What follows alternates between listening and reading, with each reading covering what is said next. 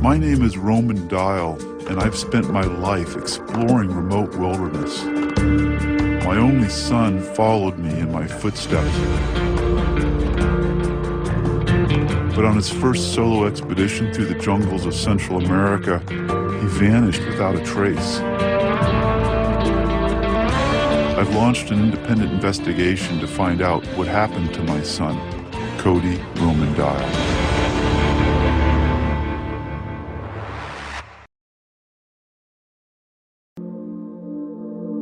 You don't know pain until you've lost a child. You don't know agony until your son has gone missing, and no one can tell you what's happened. Cody said, I'm gonna be back by this time. And so I got sick to my stomach. God, I knew something was up. Hello and welcome to Real Crime Profile. This is Jim Clemente, former New York City prosecutor, retired FBI profiler, and currently writer and producer on CBS's Criminal Minds. And with me today is... Laura Richards. I'm a criminal behavioural analyst, and I'm also founder and director of Paladin National Stalking Advocacy Service. And I'm Lisa Zambetti. I am the casting director for Criminal Minds and Beyond Borders.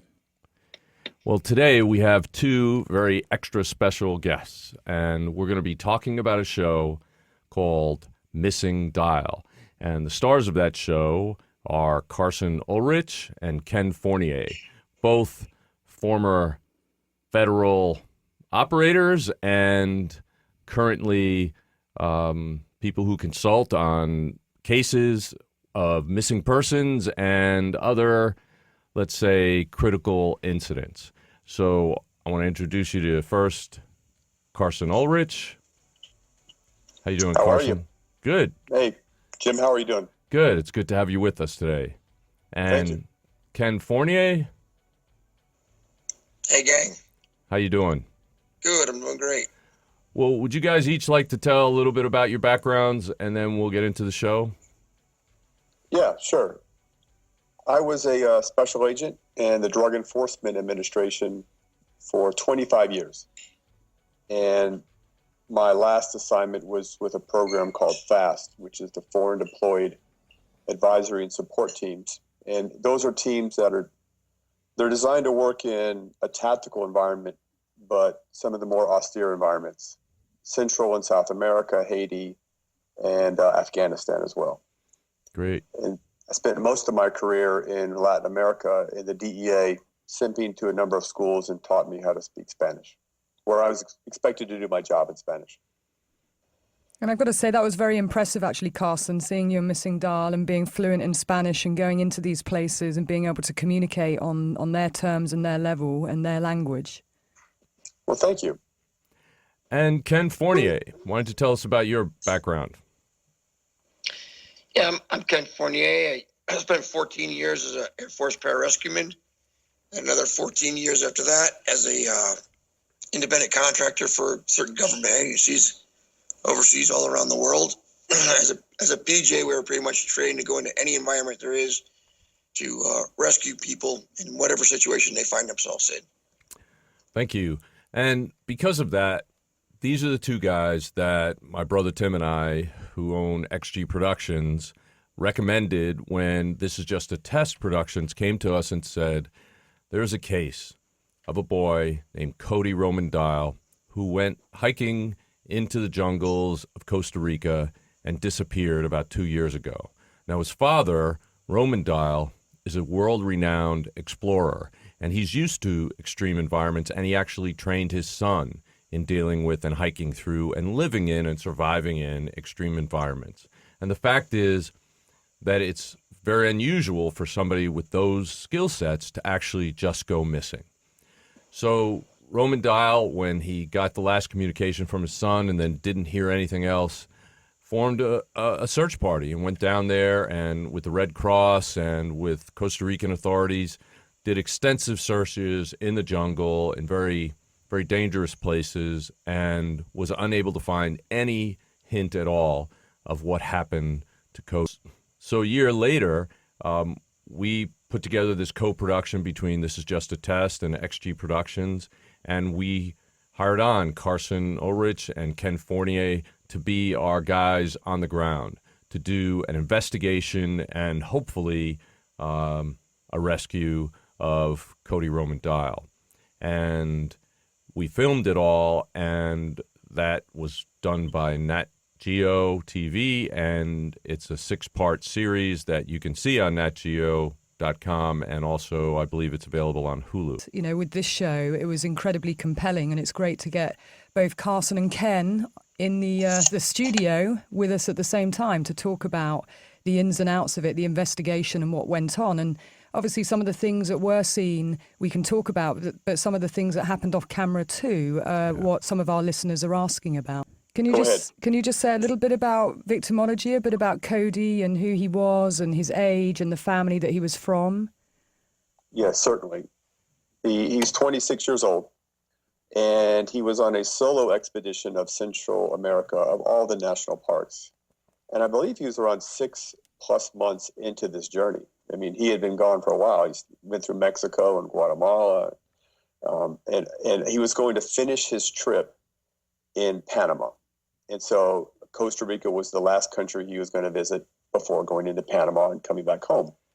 And he is the son of Roman Dial, who is a royalty figure within the adventure race community, like the Eco Challenge and the Alaska Wilderness Race. I'm not sure the exact name for it. He's also a contributor to National Geographic, but he's raised in an environment where there is an expertise in environmental adventure and being outside. And he was navigating by compass, and he lived very off the grid with very little resources. And basically what he could carry on his back is what he took with him. So no GPS? No GPS that we were aware of and that Roman was aware of.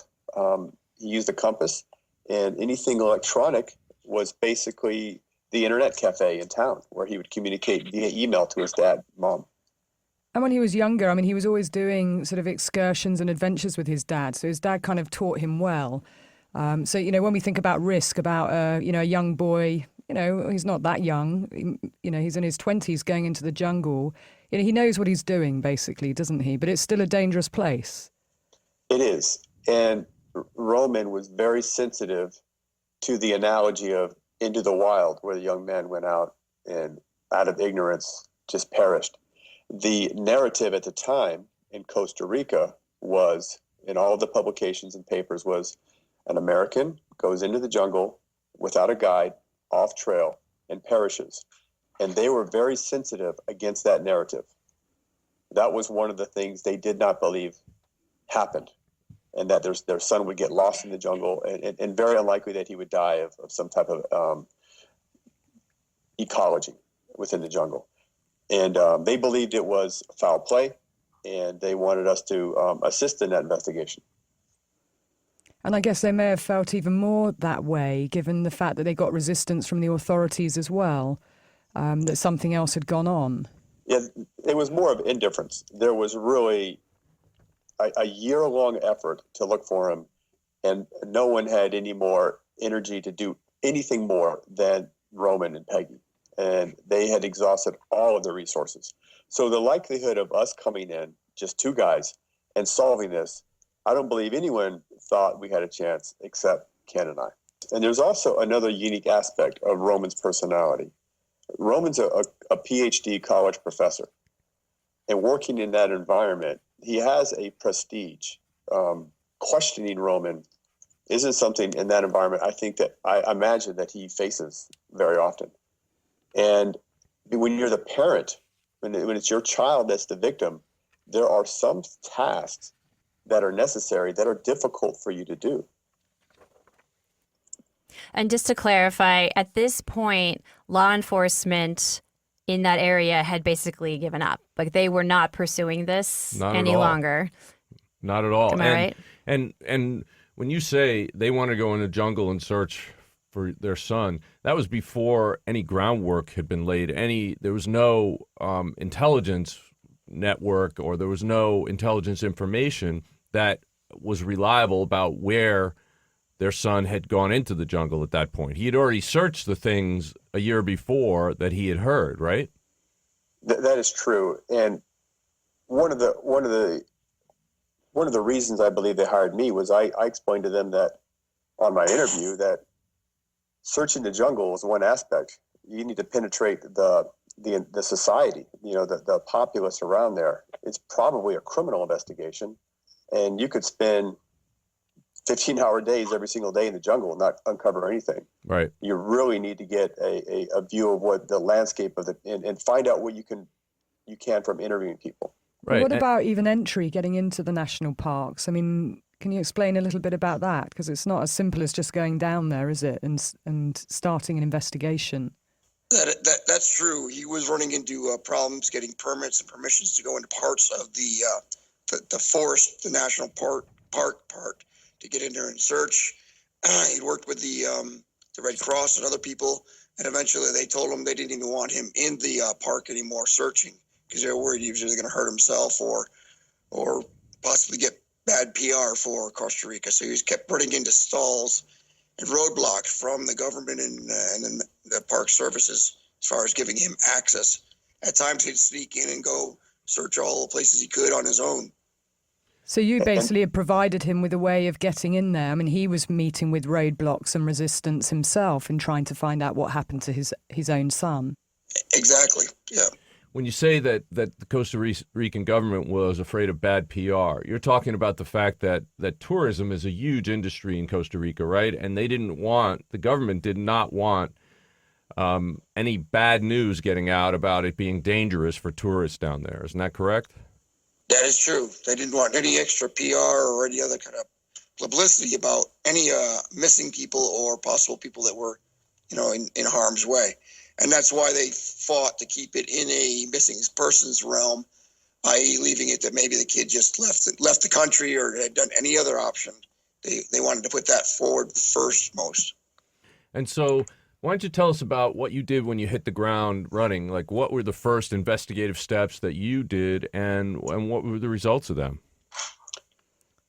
Well, we wanted to touch base first and foremost with where we thought his journey would start from, at the hostel. He was residing in the hostel, so we wanted to talk to the hostel owners and determine what they could tell us about his last trip. When you started the investigation, you started to get information. What was that information? Well, the first information we got was from the hostel. And there was the original owner of the hostel, a character, Doña Berta, who was very resistant, did not want to talk to us, minimized in almost everything she said. And then I believe it's her daughter and the daughter's husband that run it now. So we spoke to the daughter and the husband, and then we eventually found Doña Berta, and they gave us key pieces of information. What information? Well, when we spoke to the daughter, she made it clear. She made it clear that she wasn't there when Cody was there, but she is aware of what happened through what Doña Berta said. And Doña Berta said that, according to the daughter, that Cody was there. He went into the jungle, returned. He said, I'm going to leave for a day. Don't give up my bed. And he went on a short journey, but that the person that he left was not a guide. And when we asked her the name of the person, she wouldn't say it. And then we asked kind of like, it's off camera. It's an unofficial interview, and it didn't make post-production. Was it Patalora? And she kind of like, yeah. She nodded her head like, yes, that's it. So when we interviewed Doña Berta, she denies seeing who it was. But we firmly believe, because when we finish interviewing Doña Berta, she begins to yell at us in a very antagonistic tone. And she says, you all know who it was. Everyone knows who it was, but you won't do anything about it. But on camera, she did reveal that Cody went on a trip, a multi-day trip, returned from the jungle, left, said, I'll be back tomorrow night. Don't give up my bed. And he never returned. And what's significant about that is that the theory that he met with Jenkins and then perished, like the next day, doesn't hold water.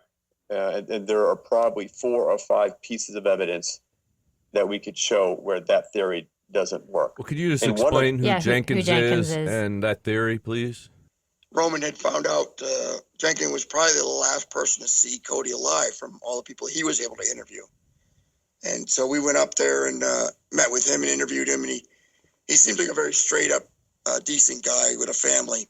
So we didn't feel even initially that there was any nefarious tone to anything he had to say. So we hiked into the jungle with him to the exact location where he saw Cody, and he gave the best description he could as far as what he saw, what equipment Cody had, and what Cody had said at the time his plan was going to be. Jenkins was a miner, and to support his family, he'd go into the jungle for a week or 2 at a time and pan for gold in different parts of not necessarily in the park or outside the park, but around those areas. And he knew the jungle very well. And the part that Jenkins claims that he saw him in was an area that they don't usually see gringos hiking through. So it was odd when he first saw him. And that's why he stopped and actually queried him if he was all right and what his plan was. Okay, so that was a very specific point of contact. Yeah, and just to explain a little bit about the timing of the discovery of the backpack as well. One of the things that the Dials prided themselves in was knowing their son and having specific details with respect to his inventory of items, what he had. So when the backpack was turned over to us by the embassy, they even say that this represents almost everything he had except the shirt on his back and the shoes on his feet. But the embassy held that. They held the the backpack, didn't they, for 6 months? And wasn't it that on July the 1st, just as you were about to head down to Costa Rica, and Roman with the production crew, wasn't it then that you found out that the embassy had one of Cody's backpacks? Yes. There was a bodega, which is like a storage room in the hostel. And when Cody went missing, the hostel owners, about a couple months after he went missing, found this backpack, and they believed it to be Cody's. And so they turned it over to OEJOTA, which is the Costa Rican version of their FBI. And they held on to it for months and months, and did not disclose that to anyone until one day one of the consulate members of the embassy visited them, and they said, "Hey, by the way, we had this backpack." Which is crazy. I mean, they knew the family was searching, right? And they knew they were trying to get answers, and they sat on the fact that they had this backpack. That epitomizes bureaucratic indifference, is what it is. And I don't believe it's a nefarious cover-up. I just think it's a lack of assumed role or responsibility. And the pack just sat there. And then when they gave it to the embassy had it for over 2 months. And they may not have ever told the Dials that they had it, except when it was disclosed to the embassy that a show was going to come down and film the investigation. And that's what I was going to ask you, the timing, that they found out that there was going to be a TV show, and it's thereafter that they disclosed that they had this backpack. The show is powerful. It's powerful in that it does elicit action on the part of the people involved. In this case, the embassy. Yes, the embassy's identifying, hey, we got this backpack. At some point, we got to give it back to the family. Why don't we tell them, hey, we have the backpack? And then when you ask, well, how long has it been in governmental possession, both Costa Rican and U.S. government? It's like 6-7 months. So coming up, Carson and Ken talk about victimology of Cody Dial. Hello, it's Jim Clementi and Francie Hakes with a special message about a new show that I'm hosting on Wondery called Locked Up Abroad. In each episode, people tell their harrowing stories of being convicted of crimes and jailed in foreign lands, or kidnapped and held hostage in war-torn countries.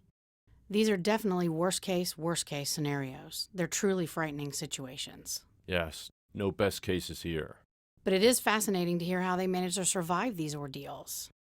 In the first episode, Midnight Express, Billy Hayes tells us about being imprisoned in Turkey for smuggling hashish. Oliver Stone even made a movie about it. But that was the movie. This is the real story. I even had the chance to interview Billy Hayes recently, and he told me the whole story behind the story of how he escaped a Turkish prison. He even told me that he went back to Turkey years later. You have to hear his story to believe it. And now, in his own words, here is Billy Hayes. There is stories that he went in the jungle with gold miners. Muy malos personas. The miners is crazy. I heard that there was a tunnel up here with a bad smell. Okay, so now we're back with Ken and Carson. So I think one of the most moving scenes for me in the whole series is when the Dials and you guys touch and look at that backpack. I mean, it was so emotional for me because it's like the closest that they'd been to their son in so long, and just seeing his clothes. I mean, I think his mother takes out a pair of shorts, and I just think what was that like in the room at the time? It was a touching moment that there is their son's actual last belongings that he owned and that we're seen with. So it was tough, yeah. And was any of that equipment? Was that any of the equipment that was described by the guy on the previous hike that ran into him? Yeah, the guy Jenkins, when he described it, it was pretty much to the T the equipment that we pulled out of that pack that was then stored at the bodega. I mean, within this actual pack, wasn't it the blue jet boil stove? Wasn't that contained within it, which was the stove that the miner saw Cody making or boiling something on that placed him in the jungle, and it was with that stove and that pack? Yeah, that's a very good question, because when we first interviewed Jenkins, Peggy thought that Jenkins might be involved because he avoided eye contact with her when they spoke to him before our arrival. And when we interviewed him, there was no evasiveness. He was extremely credible. He had key pieces of information that he would only have if, in fact, he saw Cody. And one of those was he described the pack almost identical, and he described the stove. And the stove is like electric blue. It's unique.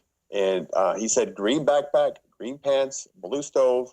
That's what I remember, basically. I don't remember much other detail. And he remembers that the young man referred to himself as Roman. And did you, I know because I've seen the show, that you followed a trail and you talked to somebody who picked up, sort of a taxi service guy, and he picked up Cody and somebody else and dropped them off somewhere. Can you tell us about that part? And so we spoke to the cab driver, that interview is on film. And we also spoke to the Collectivo driver, and he corroborates everything.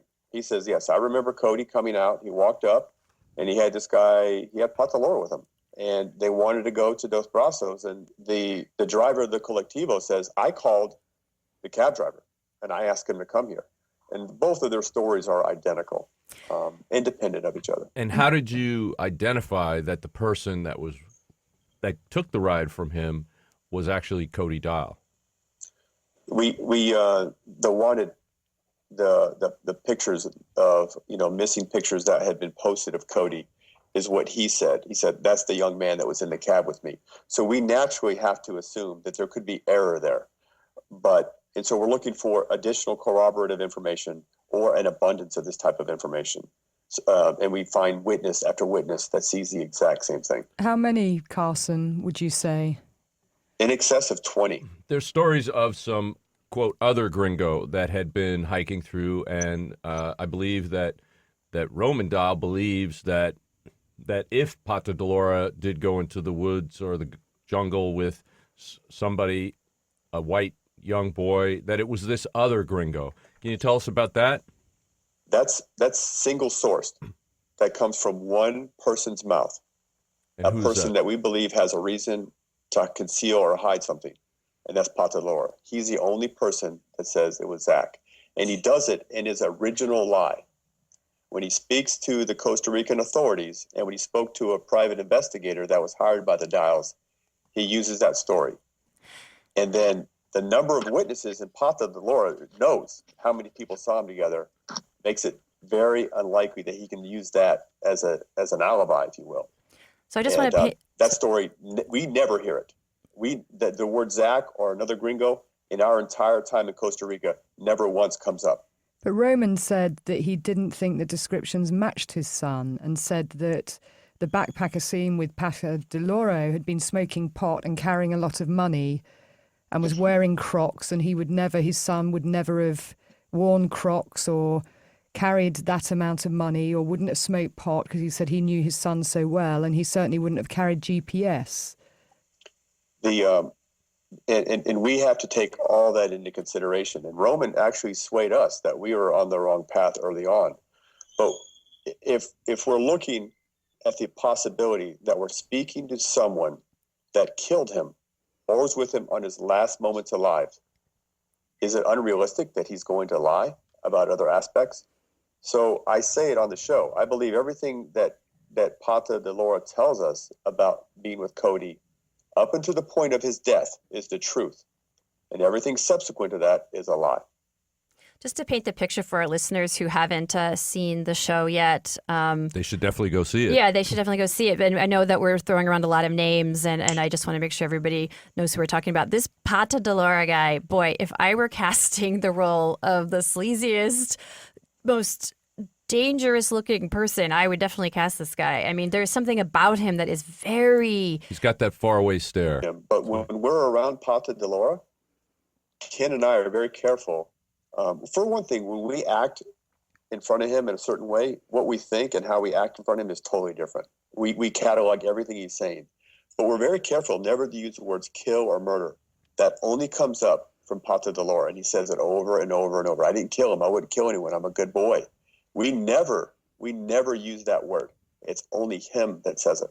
He is incongruent, and he is manipulative, and is a pathological liar without a doubt. Well, we all seen, Carson, right, in investigations where that's like the norm. When we're dealing with people who are bad, they don't have any like high level of integrity, and they will say what they think they have to say to appease the person they're with, but also to make sure that they get out of any trouble they might be in.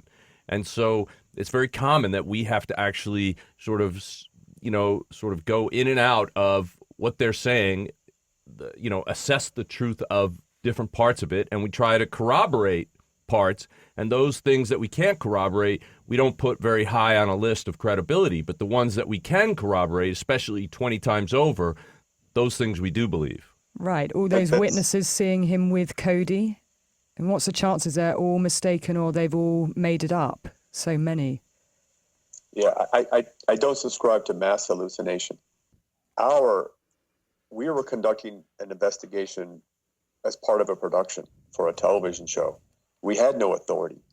We had no arrest power. We could not conduct a true custodial interrogation. So we had to keep this guy around us and keep him talking and develop a rapport with him. And that was our best way to collect as much evidence as possible. And how much strategizing did you and Ken do together? Just explain a little bit about that, of how much time you would spend talking about what you were doing next, or, was quite a lot of it you were just running, it was dynamic, and, you built a rapport out with Ken, so you kind of knew what you were going to do next. Right. Our physicality kind of led to our roles as far as good cop, bad cop. Right. Carson's definitely a little bigger and meaner looking and How tall are you? So How tall are you, we Carson? gave him the bad cop role. Roman said you're 10 foot tall, Carson. Yeah, that's what I was. Yeah, I want a verification on that.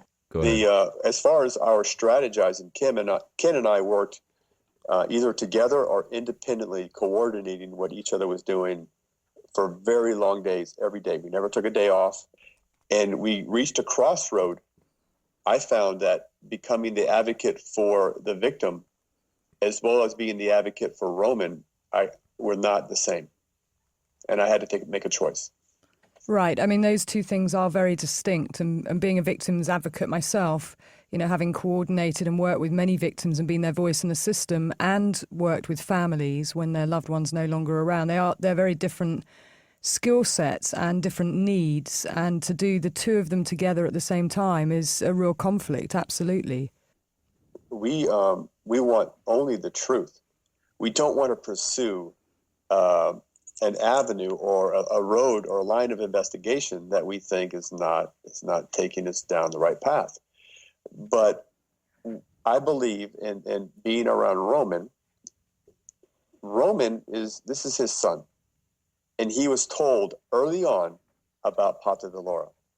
And not only did he dismiss it, he outright sabotaged it. He said, "That's not my son. Stop doing that. You're going down the wrong path." And he convinced everyone to stop doing that. So as soon as we get down there, we pick up and we uncover this evidence. And Roman he's not borderline. He's hostile. Roman has a big ego. I mean, that's a fact. And I would never want to attack the man. I never want to add additional grief to the family. And I'm in a precarious position because at the end of the show, they found their truth that they want. And I don't want to be the one who brings inconvenient facts that refute their truth. That was at the end. We conducted a covert investigation in Dos Brazos for as long as possible, and then began to go a little bit overt.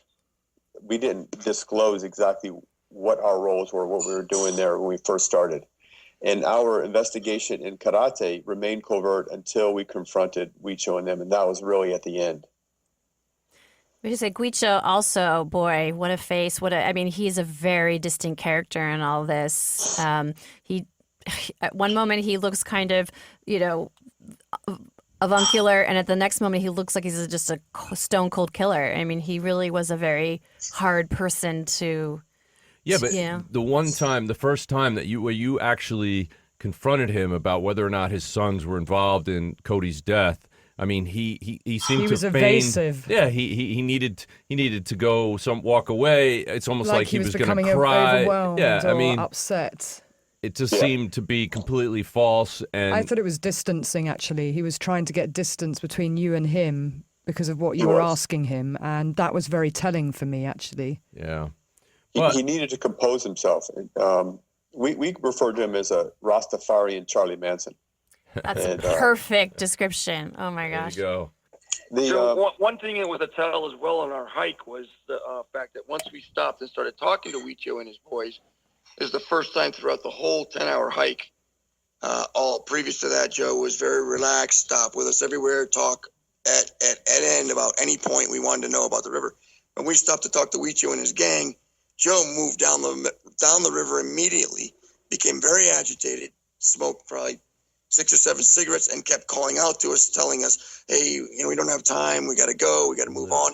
He really was very uncomfortable with us interviewing and talking to Huicho and the gang the first time. And he was trying to get physical distance and move everybody on and out of there. I mean, you could see how uncomfortable he was. Yes, extremely. One of the things that for us as investigators was extremely significant, was our biggest break, was we recruited 3 sources to work in a proactive manner.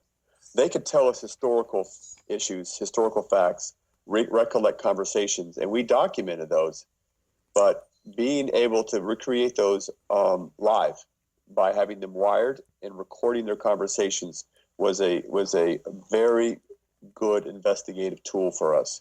And we were able to, in the middle of the night, send Fournier in while he's wearing a wire and record a conversation with Wileen, which is Pata de Lora's uncle.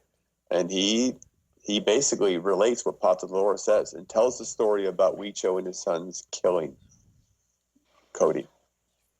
That was a huge break for us. Right, and you saw what he was saying as credible and reliable.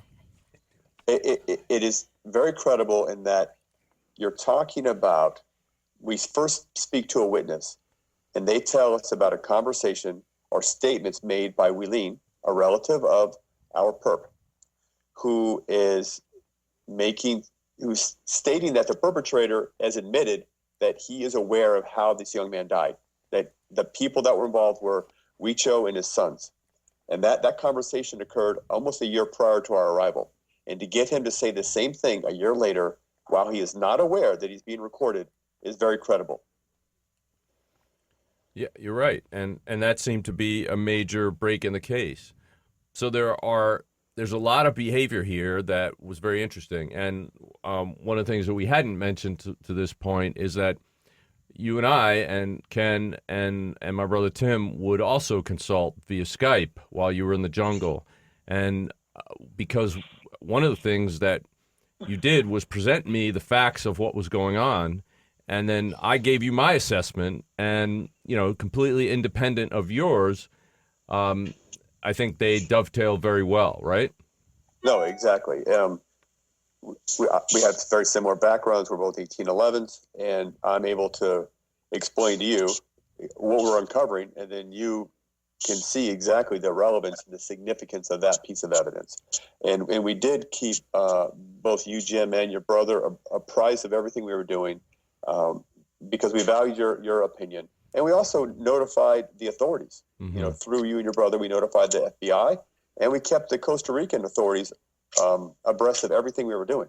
All right. Well, we're gonna get into that in greater detail. We got to take a break right now and hear from our sponsors, and then we'll come back and talk about how the investigation went from there. They call him Pata de Lora. Is he dangerous? Yes, very. I'll be surprised he's this calculating. What other possibility could it be? All right, we're back from break, and this is Real Crime Profiler. We're talking to Carson Ulrich and Ken Fournier, both stars of the Nat Geo series Missing Dial. And we're at the point of the story where we are talking about the fact that Pata de Lora, also known as Joe or Jose, had basically accused Huicho and his sons of ambushing and killing Cody Dial. Well, when we recorded the conversation with Wileen, we felt that was a key piece of evidence. And we felt it was time to bring Oehoda in. And we wanted them to be part of the interrogation, not in an active role, but to listen to the interrogation real time. And by Oehoda, you mean the OIJ, which is their version of the FBI, right? That is correct. Okay. And we knew that it's a real possibility. Once we went from, we'll say, fun and games and a National Geographic film crew to a real confrontational interrogation, that it's very likely that Pata de Lora would simply say, I don't want to play anymore, I'm going to leave. And we wanted the OIJ investigators outside to have heard enough from the interrogation and to heard the recording of Wileen and maybe actually be in a position to act. And we could fail and take our investigation as far as it could possibly go with a failed interrogation. And that was a very likely outcome for us. We knew that going in. But we did succeed in the interrogation, and Oehoda gave us the Heisman. They, our entire time there, they never got involved. They had excuse, or they had reasons, or they had issues with rules of evidence that precluded their involvement. And so we acted alone. And I did not want to conduct the interrogation alone, but we were at the point where we had to go for broke. We had to give it our best shot. So the day of the interrogation, the day before, I had explained in detail the admissions made by Wileen, recorded, and who recorded them, under what circumstances they were recorded, and our intention to interrogate Pata de Lora. And we wanted to include them. And then when they arrived with a fiscal, which is a prosecutor. And they said no. The only way we can interview him is in a custodial interview at our office. And so they said we cannot participate in that. And they actually got mad when they saw I had a microphone on. And I had been around them before. And they asked me if I had a microphone on. I said I did. Yeah, we work for National Geographic. They're filming this. And they scurried away. And what is not known to the show is they went and got a denuncia, an arrest warrant for me. Well, that's because it's actually illegal to tape officials like that, and it's illegal for them to be a participant of a show. So it's kind of something you didn't know, obviously, but obviously they were very sensitive to, and they certainly didn't want to get into legal trouble themselves. But nevertheless, you shared with them the information. Didn't you give them access to Pata de Lora? Didn't he sit down with them and get interviewed by them? Yes, that was later on. We insisted that Pata de Lora go and make a denuncia, a declaration, to the fiscal, to the prosecutor's office, and tell them the same thing he told us. He did that, and they opened a criminal investigation as a result. They opened a murder investigation. So they changed it from missing person to a murder investigation based on what Patadlora told them. That is true. So that's another very significant point in your investigation and moving the needle, certainly with the authorities, of getting them to be open to the fact that this is an unexplained death. Yeah, let me just address that. So what makes the show dramatic, and some of it's done in the editing, and some of it's done in the directing or producers on the producing of it. Is like there's this other theory that there was a Zach, and that Cody wasn't killed, and that Patadlora was never with him. Patadlora never denies it. And there is this evasive, and there's this fear, and there's this anxiety about him that no other witness that we talked to has. Why would he admit to being with this young man if in fact he wasn't? Furthermore, why would he go and make a legal sworn statement to a prosecutor that he was with him if he was not? Those are my questions. And so, I mean, it's for me in my investigation and looking at it, it's clear he was with him. And the idea that that Patadlora was never with Cody is it's crazy, given the number of witnesses and given the cooperation of Patadlora. And he's in a forced cooperation because there's 3 lies that Patadlora says. His first lie is that I wasn't with Cody, I was with Zach. But given the number of witnesses, he cannot stay on that course of action. His second lie is, yes, I was with Cody, but we safely made it back to Puerto Jimenez. And under interrogation, we break that lie. And he tells what I now believe to be the third lie.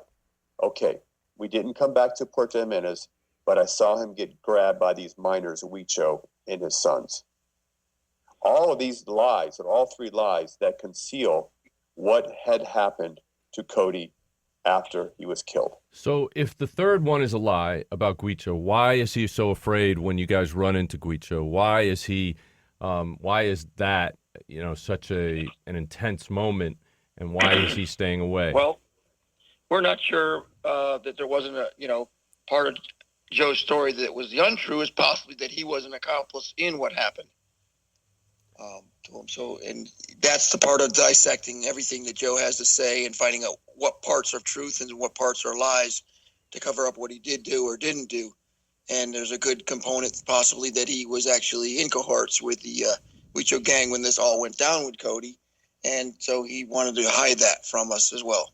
I mean, he certainly seemed to be very uncomfortable when the cadaver dogs came on the scene as well. He was asking a lot of questions, wasn't he, about the detail and how they... can they smell? There are things that we know now that we did not know then that are extremely significant. So why don't you tell us what? Yeah.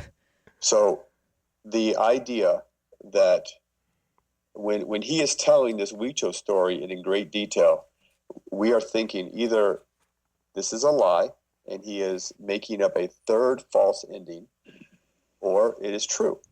And if it's another lie, then there's a reason he's making this a lie to hide something else. Roman talked to this guy, and this guy said that Patadlora had confessed to him that he killed Cody, right? That is correct. And then what did he say he did with the body? He did not say. But Roman was convinced that his son was killed, and he was probably killed by Patadlora or Patadlora and Huicho, or one of the two killed him. That seems to be the evidence that you were able to uncover. That is what it pointed to. Yeah. Yeah, it was one of the two. And the only independent, we had no information about Huicho and his sons other than from Patadlora. There was no other independent information that linked Huicho and his sons. Right. So it was either true or it was a lie. And when you confronted Huicho and his sons with Patadlora there, they pointed the finger at Patadlora, didn't they? Yes, they acted very evasive. They acted very sketchy because these are some heinous individuals. There's like a natural guilt. If someone's killed, they probably believe, oh, we are involved ourselves, whether it's true or not, because they represent the majority of evil in that area. But and going back to that meeting, I mean, you were in the middle of, you've got the family there, you've got Roman and Peggy, you've got Pata Delore, and then you've got Guicho and his sons, and you're sort of in the middle of it, and then you've got cameras as well. It was very so intense. I was on the edge of my seat when I saw that. It was just, ugh. So how did you feel? I mean, what was going down for you actually there and then at the time? I mean, did it feel volatile? I mean, having a crew there as well, did it actually feel volatile to both of you or not? It was. I was against it at first. And when they brought the idea up, I got very angry over it. And the reason I said, you are a bunch of television people. You want to make a show, and you're going to create a tsunami, and you don't really care about the results. You've never had an informant killed. Right. You're assuming no responsibility in protecting these people. You just want to make a good show. And I got very angry. Well, but then I thought about it, and I felt that it had investigative value. And I also felt that the bigger the story was in getting that footage, and the more people knew about it, it actually in some ways protected Joe as a witness, because if anyone was going to hurt him, everyone in the world would think it would be these guys. Right. I think you're right, that there is some level of protection in that, because the confrontation was on camera and everybody who was in that confrontation knew it was on camera, is sort of also a layer of protection. That's correct. So why don't we move on to now? You've wrapped the production. Ken, you went with Roman Dial to Washington, D.C. to meet with the FBI director. Can you tell us about that? Just prior to that meeting in D.C., Roman had received a call from down in Costa Rica, but he wasn't able to call it back till right after the meeting. When he called that meeting, that's when we were notified by the embassy down there that they had actually found a body and believed that it might possibly be Cody. So the two of us scrambled, and then the very next morning we flew down to Costa Rica in attempts to try and get down there, because we knew the Oehoda was going into the jungle to see this site, this sighting or this location where they claimed the body might be, and we wanted to be there as soon as we could to try and see exactly what they were finding. Okay, so a couple of weeks into the investigation, when you guys are boots on the ground, is when you actually find out that the backpack that has been missing for a year and a half was actually, or almost 2 years, was actually sitting in a storage room for 6 months, and it had been in the possession of the embassy for 2 months. And then just days before the series begins to air, this body that's been missing for 2 years miraculously shows up. Well, someone stumbles upon it in a camping gear. Yeah. Tell us about that. I'm not sure of the motivation, but 2 weeks prior to that, I had talked to Roman and Peggy, and I had felt that I wanted to take one more shot at Joe and try and get any information we could get out of him, because I still felt he had a story to tell, and he knew more that he was holding. So I flew down there on my own and spent 3 or 4 days with Joe in trying to convince him that, look, hey, the parents just want resolution with this. They just want to bring their son home. They just want that information. And we went back up into the jungle because Joe changed his story at that point and said that he believed he knew where the body was. He thought he could lead us to it. We left it real light. I didn't want to put pressure on him how he knew, but we actually went up into the jungle. And at one point, I believed he was taking me into the location, and it was closer to where they actually did find the body. But something switched in him. He got cold feet and we went back out, left the jungle, and he said, I got to go back out there. I got to do this on my own. I know this has to be solved. It's going to be haunting me my whole life until I solve this. And I told him, Joe, if he's not the first one to find this evidence, if the Guicho gang finds it before him, they'll be able to put that in. Yeah. Let me point out something very significant is they're not looking on the coast in Karate. They're looking in the middle of the jungle. So about halfway through the trip, they're looking for the body, meaning it never made it to Karate.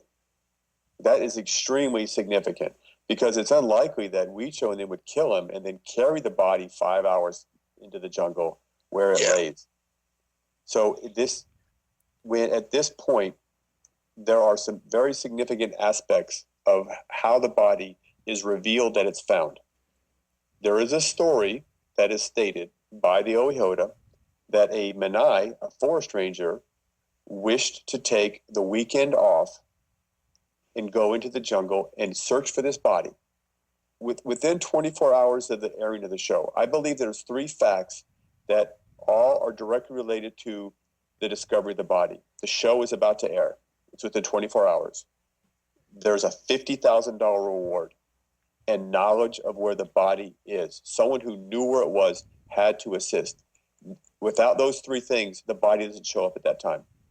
Because this story that a forest ranger who took the weekend off so that he could collect the money, collect the $50,000 reward. In other words, if he was working for the Forest Ranger Service, he would not be able to collect the money if he found the body then. Right. So there's a 2-year, yes, that's correct. There's a 2-year period where the body's not found. So he's going to take a weekend off and go into the jungle and says he's going to go look for the body and comes back and finds it. Now, is this an area that had been searched before? Yes, Roman had been in that area, very close to there. In fact, it's really hard for him once we got up there that to realize how close he had gotten to that area where the body was found, and it just had not been in that one location. But the fact is, I mean, I've seen the pictures, and, you know, there's some gear that doesn't look like it's been laying in a jungle getting rained on and everything for 2 years. Or perished in any way. Yeah, and when we say body, the fact is it was 3 bones, right? 2 femurs and a skull. Yeah, 2 femurs and a skull. Where are the other 203 bones from that body? I mean, the vast majority of that body is not there.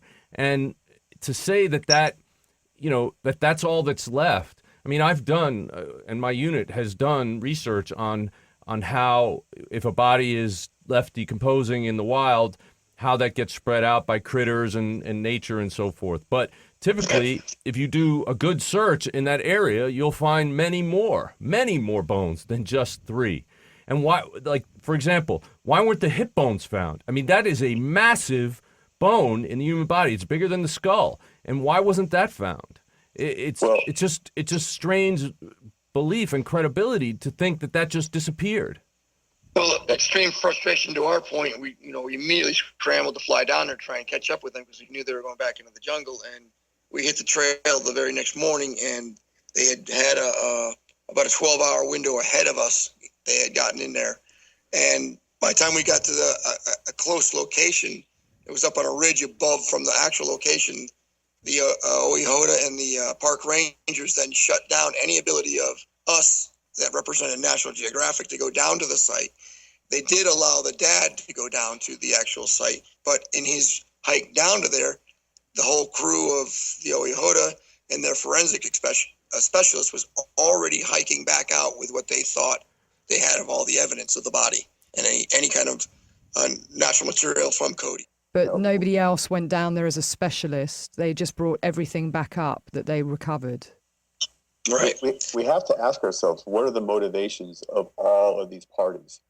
So why would they create a false narrative that a miner found? I mean, that a ranger found it, when in fact it was a miner. It wasn't a ranger that found the body. Why would they create a false narrative that a tree fell on him? And Roman ate that up. That is gospel. A tree fell on my son, and you cannot convince him of anything other than that. And if you bring up like a question like, why is there no body parts? He doesn't want to hear it. Well, we believe what we want to believe and what we want to see, and that is a default mechanism, and that's what he chooses to believe. Yeah. You feel for him, and he even says it. He says it on the Nightline interview, and he says it on the last episode. He wants this journey over. He doesn't want to go on with this search for justice, and his 2-year involvement, it gives him no belief or confidence that they're actually going to convict anyone. Right. And so he has his truth. He has his narrative, and he wants to live out, let him live in, it's his grief. It's his child. We don't want to contribute to that in any way. Yeah. And I think that's a great point to end on, that we, as people who focus on the victims of crimes, we have to let them live their life and their narrative, and that's great. So, and he wanted it to be a natural death, He and did. that's what he wanted to believe, so that all the other things they didn't have to deal with. And Right. maybe that is just a psychological, psyche's way of coping with things. But I'm sure he does reflect on some of these things that don't fit as well. Maybe not now, but certainly in the future. Yeah. All right. Well, we really want to thank you, Carson and Ken, for coming on the show, and we will maybe have you back again. And I hope that that you guys get involved in other investigations and that you have just as much success, because you certainly brought this case to a conclusion, and I don't believe it would have been unless you guys were out there in the jungle. Thanks. You did a great job, and thank you for Thanks, guys. sharing your experience with us. Thank you. Bye, guys. All right, ladies and gentlemen, we're signing off now from Real Crime Profile. See you next time. So if you enjoy our podcast and would like to support us, there are a couple of important things you can do. First, you can go over to iTunes and give us a positive 5-star review. You can check out our sponsors and take advantage of the special promotions for Real Crime Profile listeners. You can go over and like our Facebook page, and you can follow us on Twitter. But most importantly, you can share our podcast with friends, family, and anyone you know would be interested in real crime and the minds that solve those crimes. So thank you for listening. Real Crime Profile is produced and edited by Paul Francis Sullivan. Sound engineered by Terrell Parham. Music composed by Simba Tsumba. Logo art by Jim Clementi. Real Crime Profile is produced by XG Productions and distributed by Wondery. For advice and support if you're experiencing stalking in the UK, you can contact Paladin National Stalking Advocacy Service on 0203 866 4107, or you can go on the website www.paladinservice.co.uk. If you're experiencing domestic violence, call the National Domestic Violence Helpline free phone 0800 2000 247. In the US, if you're experiencing domestic abuse and need advice, safety, shelter or counselling, call Genesis, the 24-hour hotline, 214-946-4357, or go on their website, www.genesisshelter.org, or the domestic violence hotline on 800-799-7233. If you're a regular listener to the show, you know we have great brands like Blue Apron, Audible, and Casper advertising with us, and they keep coming back because our listeners really respond to them, which we're really thankful for. Well, if you happen to own a business or manage the advertising buy for one, then you should consider advertising on Real Crime Profile. Podcast advertising is on the rise, and it's one of the most effective ways of reaching consumers on the go today. So please go to Wondery.com/advertisers. Again, it's Wondery.com/advertisers and get in touch with us. Thanks.